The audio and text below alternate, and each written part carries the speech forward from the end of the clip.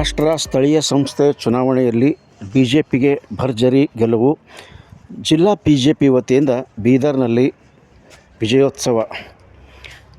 ಮಹಾರಾಷ್ಟ್ರ ರಾಜ್ಯದಲ್ಲಿ ಸ್ಥಳೀಯ ಸಂಸ್ಥೆಗಳಿಗಾಗಿ ನಡೆದ ಚುನಾವಣೆಯಲ್ಲಿ ಬಿಜೆಪಿ ಭರ್ಜರಿ ಗೆಲುವು ಸಾಧಿಸಿದ ಹಿನ್ನೆಲೆಯಲ್ಲಿ ಜಿಲ್ಲಾ ಬಿಜೆಪಿ ವತಿಯಿಂದ ಶುಕ್ರವಾರ ಮಧ್ಯಾಹ್ನ 1 ಗಂಟೆಗೆ ವಿಜಯೋತ್ಸವವನ್ನು ಆಚರಿಸಲಾಯಿತು.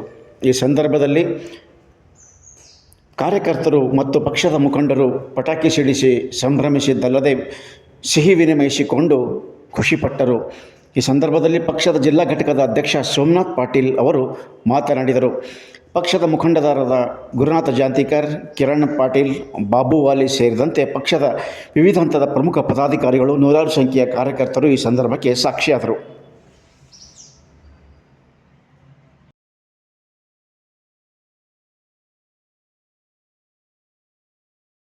ನಗರ ಇಕಾಯಿ ಚುನಾವಣೆಗಳಲ್ಲಿ ಭಾರತೀಯ ಜನತಾ ಪಕ್ಷ ಭರ್ಜರಿ ವಿಜಯವನ್ನು ಸಾಧಿಸುವುದಕ್ಕೋಸ್ಕರ ಇಂದಿನ ವಿಜಯೋತ್ಸವದಲ್ಲಿ ಪಾಲ್ಗೊಂಡಂಥ ಪಕ್ಷದ ಎಲ್ಲ ಮುಖಂಡರಿಗೂ, ಎಲ್ಲ ಪದಾಧಿಕಾರಿಗಳಿಗೂ, ಕಾರ್ಯಕರ್ತ ಬಂಧುಗಳಿಗೂ, ಪತ್ರಕರ್ತ ಮಿತ್ರರಿಗೂ ಅಭಿನಂದನೆಗಳನ್ನು ಸಲ್ಲಿಸ್ತಾ, ಇವತ್ತು ಮಹಾರಾಷ್ಟ್ರದಲ್ಲಿ ನಡೀತಾ ಇರುವಂಥ 29 ನಗರಗಳ ಒಂದು ಚುನಾವಣೆಗಳಲ್ಲಿ 24ಕ್ಕೂ ಮೇಲ್ಪಟ್ಟ ಚುನಾವಣೆಗಳಲ್ಲಿ ಇವತ್ತು ಭಾರತೀಯ ಜನತಾ ಪಕ್ಷ ಅಧಿಕಾರದ ಗದ್ದುಗೆಯನ್ನು ಹಿಡಿಯುವಂತೆ ದಾಪುಗಾಲು ಹಾಕ್ತಾ ಇದೆ.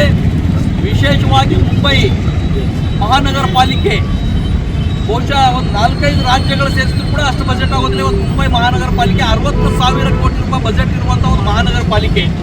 ಇವತ್ತು ಆ ಮಹಾನಗರ ಪಾಲಿಕೆಯಲ್ಲಿ ಈಗಾಗಲೇ 227 ಸೀಟ್ಗಳಲ್ಲಿ 127 ಸೀಟ್ನಲ್ಲಿ ಬಿಜೆಪಿಯ ಒಂದು ಮುನ್ನಡೆ ನಡೀತಾ ಇದೆ. ಅಲ್ಲಿ 100% ನಮ್ಮ ಒಂದು ಅಧಿಕಾರ ಆಗೋದಿದೆ. ಪುಣೆಯಲ್ಲಿಯೂ ಕೂಡ 80ಕ್ಕೂ ಮೇಲ್ಪಟ್ಟ ಸೀಟ್ಗಳಲ್ಲಿ ಇವತ್ತು ಭಾರತೀಯ ಜನತಾ ಪಕ್ಷ ಮುನ್ನಡೆಯಲ್ಲಿದೆ. ನಾಗ್ಪುರ್ನಲ್ಲಂತೂ 100% ಬಿಜೆಪಿನೇ ಎಲ್ಲ ಸೀಟ್ಗಳು ಗೆದ್ದಿತಾ ಇದೆ. ಈ ರೀತಿ ಎಲ್ಲ ಕಡೆ ಮಹಾನಗರ ಪಾಲಿಕೆಗಳು ಬಿಜೆಪಿ ತೆಕ್ಕೆಗೆ ಬರ್ತಾ ಇವೆ. ಇದು ಏನು ಸಂದೇಶ ಅಂದರೆ, ಇವತ್ತು ಮಹಾರಾಷ್ಟ್ರದಲ್ಲಿರುವಂಥ ದೇವೇಂದ್ರ ಫಡ್ನವೀಸ್ ಸರ್ಕಾರ ಮತ್ತು ಕೇಂದ್ರದಲ್ಲಿರುವ ಒಂದು ಸರ್ಕಾರ, ಡಬಲ್ ಇಂಜಿನ್ ಸರ್ಕಾರಗಳ ಅಭಿವೃದ್ಧಿ ಕಾರ್ಯಕ್ಕೆ ಇವತ್ತು ಜನ ಮನ್ನಣೆ ನೀಡಿದ್ದಾರೆ. ಕಾಂಗ್ರೆಸ್ನವರು ಹೇಳ್ತಾ ಇರುವಂಥ ಮತಚೋರಿ ಇರ್ಬೋದು. ನಿನ್ನೆ ಮಹಾರಾಷ್ಟ್ರ ಚುನಾವಣೆಗಳಲ್ಲಿ ಕಾಂಗ್ರೆಸ್ನ ಕಾರ್ಯಕರ್ತರು ವೋಟ್ ಹಾಕಿ ಆ ಶಾಯಿ ಹಚ್ಚಿದ ಇಮಿಡಿಯೇಟ್ ನಿಲ್ಸ್ಕೊಂಡು ಬಂದು ಸುಮ್ಮನೆ ಆ ಎಲೆಕ್ಷನ್ ಕಮಿಷನ್ಗಳಿಗೆ ಅಪಪ್ರಚಾರ ಮಾಡೋದಿರ್ಬೋದು. ಇವೆಲ್ಲವನ್ನು ಜನ ಧಿಕ್ಕರಿಸ್ತಾ ಇದ್ದಾರೆ. ಕಾಂಗ್ರೆಸ್ನ ನೆಗೆಟಿವ್ ಪ್ರಚಾರ ನಡೀತಾ ಇಲ್ಲ.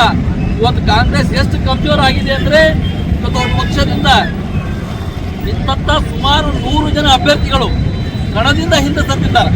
ಅದರಲ್ಲಿ ಒಬ್ಬ ಒಳ್ಳೆಯ ವ್ಯಕ್ತಿಯನ್ನು ಕಣದಲ್ಲಿ ಇರಲಿಕ್ಕೆ ಕೂಡ ಕಾಂಗ್ರೆಸ್ ಸಾಧ್ಯ ಆಗ್ತಾ ಇಲ್ಲ.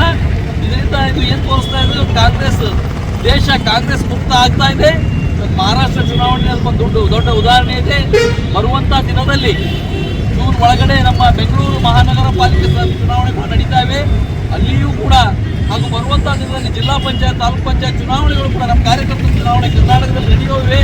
ಅಲ್ಲಿಯೂ ಕೂಡ ನಾವು ಮಹಾರಾಷ್ಟ್ರ ಮಾದರಿಯಲ್ಲಿ ನಮ್ಮ ಕರ್ನಾಟಕದಲ್ಲಿಯೂ ಕೂಡ ನಮ್ಮ ಪಕ್ಷದ ಸಂಘಟನೆ ಬಂದ ಮೇಲೆ ನಾವೆಲ್ಲ ಸೀಟ್ಗಳನ್ನು ಗೆಲ್ತೀವಿ ಅನ್ನುವಂಥ ವಿಶ್ವಾಸದೊಂದಿಗೆ ನನ್ನ ಮಾತಿಗೆ ವಿರಾಮ ಹೇಳ್ತೀನಿ. ಎಲ್ರಿಗೂ ನಮಸ್ಕಾರ, ಧನ್ಯವಾದ.